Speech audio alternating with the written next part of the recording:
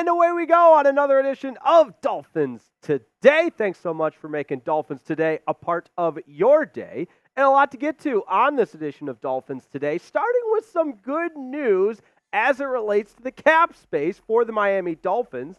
And that's not something we've heard this offseason. The term good news and Dolphins cap space in the same sentence. So we'll take an updated look at that situation, as well as discussing some potential free agent rumors around the Aqua and Orange, because with the good cap space news comes the potential for some free agent news, and I want to examine the tight end room for the Miami Dolphins. In my opinion, that is a position of need that perhaps could be addressed through free agency. So buckle up, dial it in, and let's get it going on Dolphins Today, starting with the good news as it relates to the salary cap space and the situation that the Miami Dolphins are in. Because, stop me if you've heard this one before, but the Dolphins cap situation, not great. In fact, only the Saints is worse. But after the NFL announced the $255 million NFL salary cap, now the Dolphins are projected to be about $38.5 million over that salary cap, which doesn't sound great. I know. So relax, because this from Pro Football Focus, a couple of discussion points on the topic from Sam Monson saying the Dolphins have the most, let me repeat that, the Dolphins have the most restructurability. I know that's a long word. Let me say it again. Dolphins have the most restructurability of any team in the NFL in terms of dollar amounts. So, good news for Dolphins fans, and for Chris Grier in the front office, it means there's no excuse not to get the Dolphins under that salary cap, and just means you got to get to work and get busy busting the books so that the Dolphins will be in a good space entering free agency, and when the new league year starts in March, coming right up,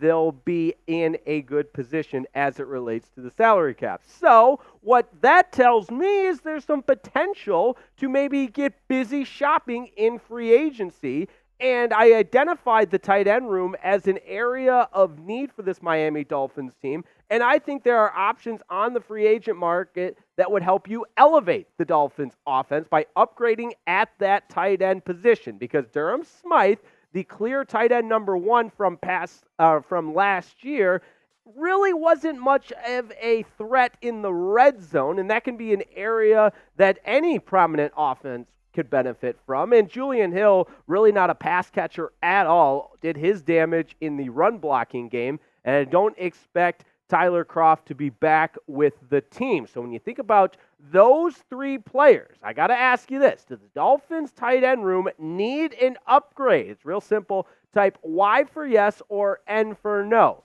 Are you like me and think the Dolphins tight end position group could use a little makeover and a little upgrade? And if so, type Y for yes in the comments or N for no. Now, especially on the receiving side of things, again, Julian Hill and Durham Smythe both performed relatively well in the run blocking game, but we know in today's NFL it's all about pass catching tight ends and how they can help your passing game.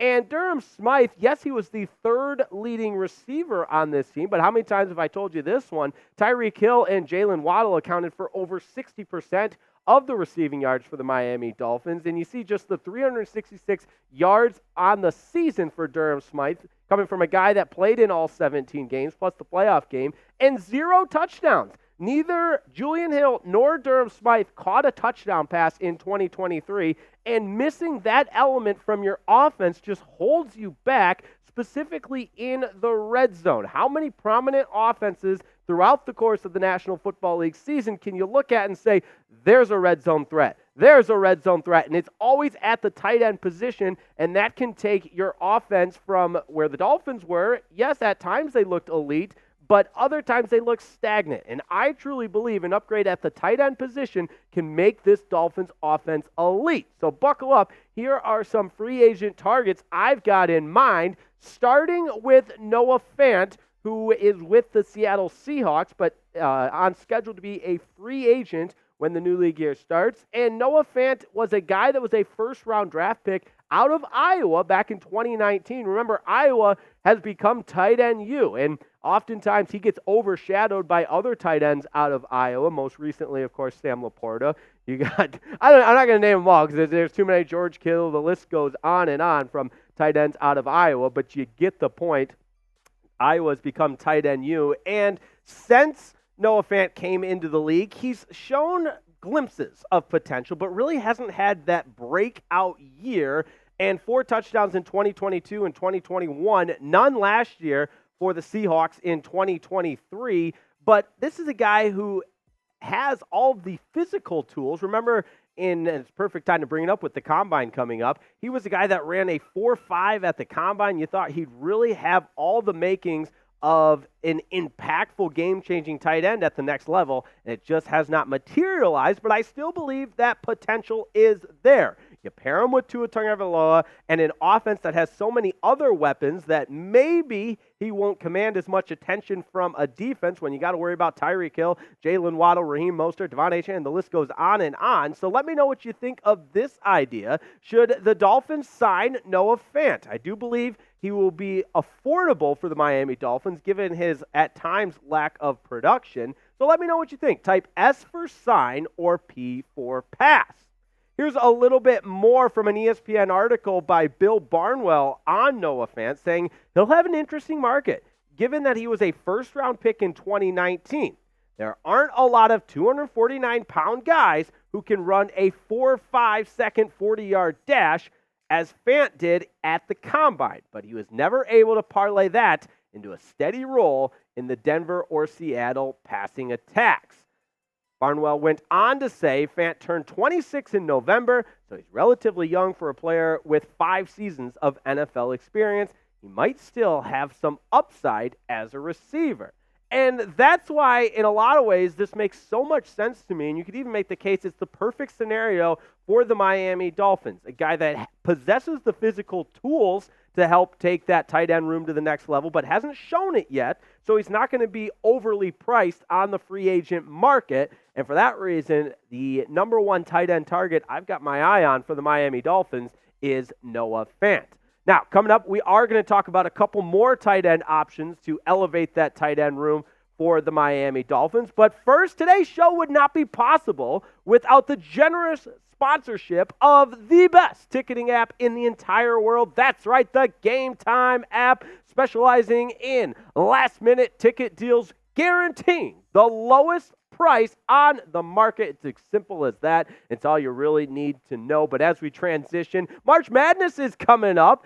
Get to a March Madness game by using the Game Time app. I know spring training is here. I'm a baseball guy, so I'm pretty excited about that myself. And I haven't even started talking about concerts, comedy shows, whatever the live event is that you want to get there. If you like saving money, you like convenience, and you want to guarantee yourself the lowest price possible, you'll download the Game Time app. And because we love you and we care about you, we've got $20 off your first purchase when you use that promo code FINSCHAT. That's right, PHINSCHAT, FINSCHAT. And oh yeah, we love you and we care about you. So we'll put that link right in the comments and description of today's video.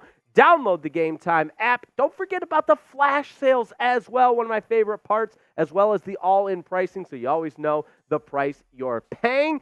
Don't take my word for it. Download the Game Time app. Terms do apply. Use that promo code FINSCHAT for $20 off your first purchase. The Game Time app guarantees the lowest price. Take the stress out of buying tickets by using Game Time.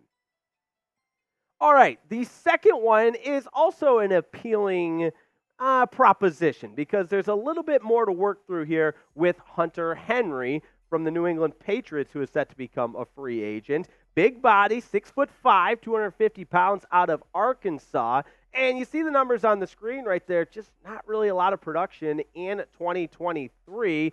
Had the 419 yards, 6 touchdowns. So enough there that maybe you think this could be a guy to add another wrinkle to the offense. Similar to Noah Fant, I don't think he's going to have a huge price in the free agent market. And some of his production, you could make the case, was limited by poor quarterback play. Of course, Mac Jones had a tough season. The Bailey Zappi show, of course, the zap attack. That's not going to be a guy that really warrants the tight ends and receivers that he's thrown to get big numbers. But you see the numbers on the screen there. Just really hasn't broke out other than that 2021 season, which he played 17 games, had the 9 touchdowns, over 600 yards. Certainly his best season as a pro for Hunter Henry was his first season in New England. A little more on Hunter Henry. He didn't dominate during his 3 seasons in New England, but after battling injuries for most of his time with the Chargers, he was active for 48 of his 51 possible games with the Pats, so not to his durability there. And Barnwell went on to say he scored 9 touchdowns in 2021, 17 total with the Patriots. Figures that were depressed by the inconsistent quarterback play by the Patriots over the past 2 seasons. One more from Barnwell. He went on to say Henry's 3 catches for 30 yards per game won't thrill fans, but he's going to be a steady starter for another year or 2, and the lack of impressive options should give him a reasonable market. That from Bill Barnwell of ESPN. And I'll be honest with you, Henry doesn't quite excite me as much as the idea of Noah Fant because, again, call me a sucker for a 40-yard dash that was ran in 2019. But, again, huge target. A guy like Noah Fant that has blazing speed could just add such a dynamic element to Mike McDaniel and Frank Smith's offense. And I just think Fant would look great in aqua and orange. But let me know what you think. I still think there's worth having a conversation about whether or not Hunter Henry is an upgrade at the tight end position. We showed you the comparison with Durham Smythe, but let me know what you think down in the comments. Is Hunter Henry an upgrade over Durham Smythe and Julian Hill? Type upgrade or downgrade if you believe that Hunter Henry for the Miami Dolphins, or what you believe Hunter Henry for the Dolphins would represent.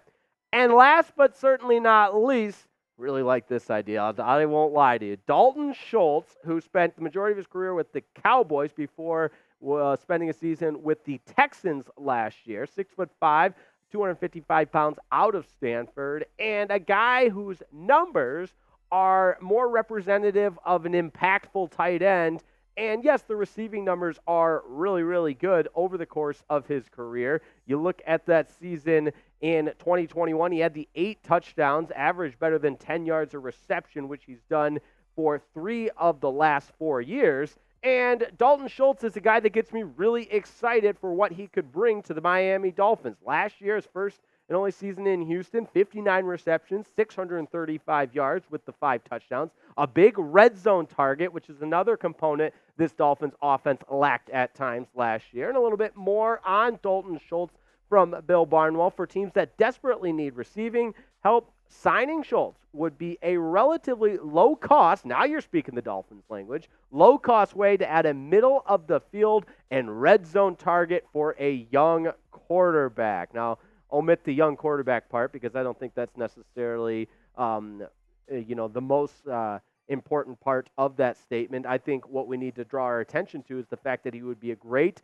middle-of-the-field and red zone target. And Durham Smythe at times was a good middle-of-the-field target, but zero production in the red zone from both Durham Smythe and Julian Hill. So Dalton Schultz, and relatively low cost when you think about it in comparison to maybe some other options at that position. So I like that idea of Dalton Schultz. So let me know what you think down in the comments. We've got a lot to choose from here, so buckle up and pay attention. Pick a move for Miami. Do you want Noah Fant, NF?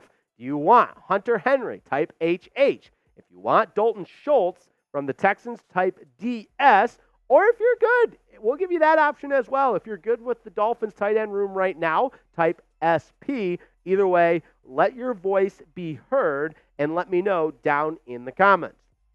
Now, I think there's a 1 and a 1A here, and I'm going to give the slight edge to the perfect fit at the tight end room for the Miami Dolphins to Dalton Schultz. So, Chris Grier, Dolphins front office, I know you guys are big fans of the show, go sign Dalton Schultz. What an upgrade that would be at the tight end position. You talk about an already explosive offense. You add one more element and specifically address a need, and that's red zone productivity and the ability for Tua Tagovailoa, or whoever your quarterback is, but let's say Tua, to have the option in the red zone of a big tight end like Dalton Schultz. It makes so much sense. Now go do it, and let's make it happen. And by the way, for what it's worth, Dalton Schultz ranked the 14th best tight end last year in 2023, according to Pro Football Focus. And for comparison's sake, not to be disrespectful to Durham Smythe, but he was ranked 56 among all tight ends with the minimal qualifying statistics. So 14th ranked tight end or 56th ranked tight end. And I know it's not that simple. PFF is just one more barometer, but you get the point. Huge upgrade, not a lot of money. You've got some cap space and some flexibility once things are reworked. And with the increase in the NFL salary cap, it makes so much sense for the Dolphins to get aggressive, capitalize on this window right now, and go upgrade that offense with the signing of Dalton Schultz. Let me know what you think of that idea in the comments. Get out your red pen. Grade the idea of signing Dalton Schultz in Miami. I think it's an A-plus idea. I should have put A-plus on the screen. Give me an A, B, C, D, or F. Either way, let me know. And I want to thank everybody for tuning into this edition of Dolphins Today. And if you haven't yet, subscribe to the channel. What the hell are you waiting for? My goodness. We're talking ball. We're talking the aqua and orange. We're talking Dolphins rumors, free agency, the draft. You name it. It's happening every single day on the channel, and it doesn't cost you a thing. So subscribe to the channel. Happy to bring you all the latest and greatest surrounding the aqua and orange. And hey, how about Jackson Lotteray on the ones and twos today, bringing you all the action behind the scenes on Dolphins Today. And until we meet again, have a wonderful morning, evening, afternoon, night, whatever you're watching it. We'll see you next time on Dolphins Today.